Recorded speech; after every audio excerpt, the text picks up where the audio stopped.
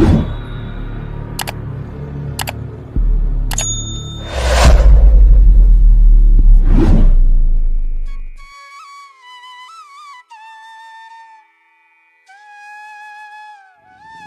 नमस्कार सर जी। अरे नमस्ते नमस्ते रमेश बाबू, कैसे हैं? ठीक है सर।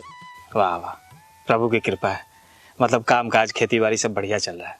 जी सर जी, थोड़ा बहुत जमीन है उसमें खेती बाड़ी हो जाती है। अब बाकी बात जो समय मिलता है ना, ये मालिक का मजदूरी कर लेते हैं। बस ऐसे ही जिंदगी चल रहा है। इंसान को जो है ना हर काम दिल से करना चाहिए जी। लेकिन बच्चा सबके पढ़ाई पे ध्यान नहीं दे रहे हैं आजकल आप। जी, स्कूल तो जाता ही है और ट्यूशनों लगा के रखे हैं। आता है स्कूल सब, लेकिन रेगुलर नहीं आता है। मतलब कि सरकारी विद्यालय जो है ना 250 दिन खुला रहता है साल में, लेकिन ज्यादातर बच्चा जो है ना 150 दिन आता है, और उसमें आपका भी बच्चा शामिल है।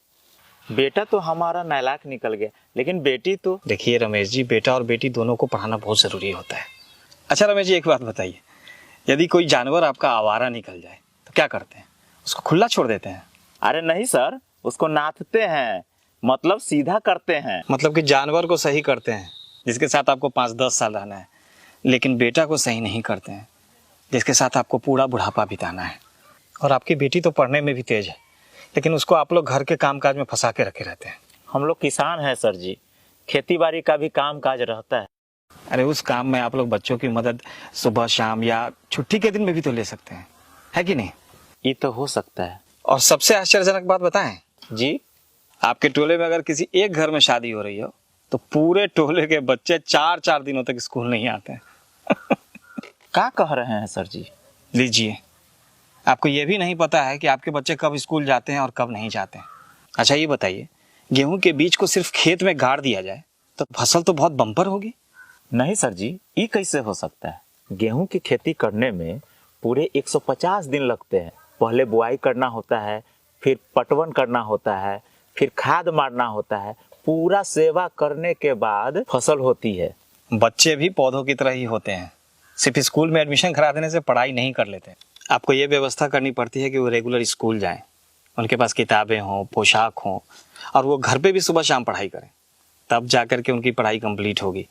नहीं तो आधे अधूरे तैयार फसलों की तरह उनकी पढ़ाई भी आधी अधूरी रह जाएगी। वो तो ठीक है सर जी, लेकिन हम सोचते हैं कि न रोज जाएगा तो कहियो कहियो चल जाएगा, यही कुछ सीख जाएगा। आप समझे नहीं रमेश जी। अच्छा ये बताइए कि यदि किसी बच्चे को पहले 1 से 20 तक का गिनती सिखाया जाए और फिर सीधा 80 से 90 का गिनती सिखाया जाए, या पहले 2-3 का पहाड़ा सिखा दिया जाए और फिर सीधा 17-18 का पहाड़ा सिखाया जाए, तब तो बच्चा गणित में पंडित हो जाएगा, है ना? ये कैसे होगा सर जी? जी ठीक उसी तरह यदि बच्चे 2 दिन स्कूल आएंगे और 2 दिन नहीं आएंगे तो उनकी पढ़ाई पूरी तरह से नहीं हो पाएगी, क्योंकि वो आधा एक पार्ट का पढ़ेंगे तो आधा दूसरे पार्ट का पढ़ेंगे। इसीलिए तो हम ट्यूशनों लगा रखे हैं।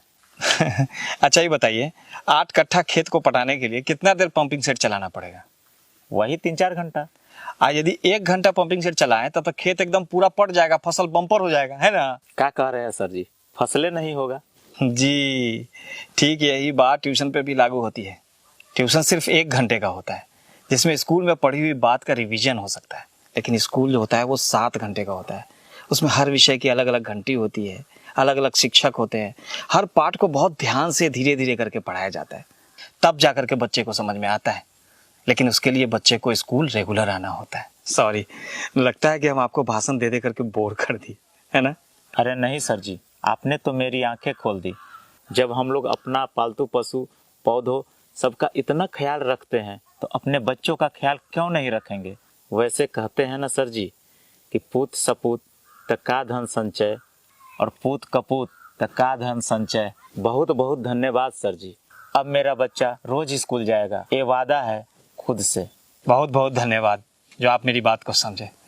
अच्छा मैं चलता हूँ। जी प्रणाम। प्रणाम।